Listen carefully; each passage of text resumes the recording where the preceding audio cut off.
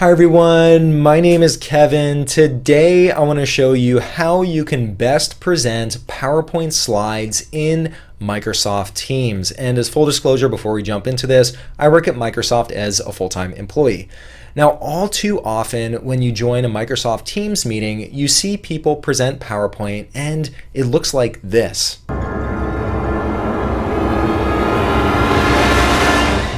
Now, I don't know if you noticed, but there's a lot of PowerPoint Chrome there. Basically, what people do is they open up PowerPoint, they open up their slide deck that they need to share, and then they go into Microsoft Teams and they go and share the PowerPoint window. Now, the problem is you have all the Chrome from PowerPoint there. You have the ribbon, you have the slides on the side, the slide sorter. So you have all of this distracting content appearing right alongside the content or the slides that you want people to focus on. So ideally what you want to do is you want the slide to use up the full screen when you're sharing your presentation. Now the problem with this is when you go into full screen presentation mode, you can't see the Teams chat. You might miss out on people who are raising their hand in Microsoft Teams. So that's why very frequently people will just open up PowerPoint, share the window, and then sometimes they'll try to reduce the size of the window or maybe they'll minimize the ribbon. But today I want to show you a better way to do it. So I'm going to show you two different ways where you could present your PowerPoint content and it'll use up the full screen and you can still engage in the chat. You can still see which participants have raised their hands and it's actually very easy to do. So why don't we jump on the PC and I'll show you step by step how you can do it.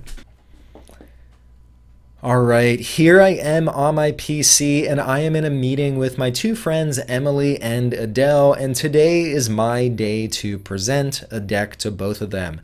And so the typical way that most people share a PowerPoint presentation is you click on the share screen icon down here and it opens up all the different items you can share. And frequently what happens is someone will simply click on the PowerPoint window, or in other cases you could simply share your entire desktop, which will also capture the PowerPoint window. I'm going to go ahead and just share the PowerPoint window. So here you see my presentation window and it seems nice. I could see my slide here, but let me show you what Adele sees. So here I'm going to open up Adele's view and here you can see I have the PowerPoint ribbon on top. I have all of the slides show up on the left-hand side. And once again, all of this distracts from my content here, which is the slide that I want people to pay attention to.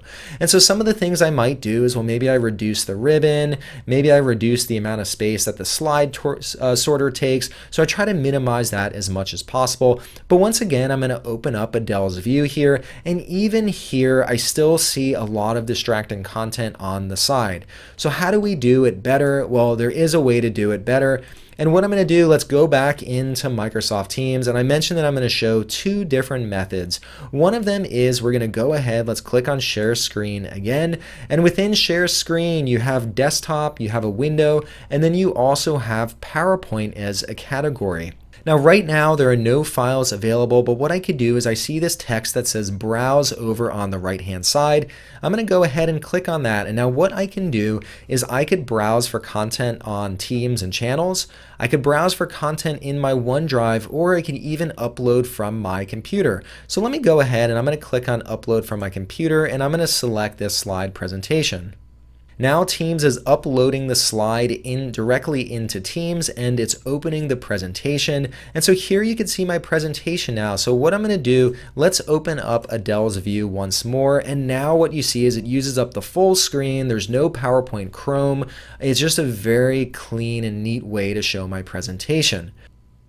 Back here in Adele's view, what I can also do is here Adele can even navigate through the slides as well. So let's say that I'm really taking a long time describing this slide number one and Adele just loses her patience. She can go ahead and navigate forward in the slide deck. In fact, another thing she could do is she could even take control of the presentation and take over from me. This is the easiest way for someone else to jump in and then present on perhaps their portion of the deck. You don't have to share screens back and forth. Instead, you upload one copy of the deck and then Adele can take control and then she could also pass control back.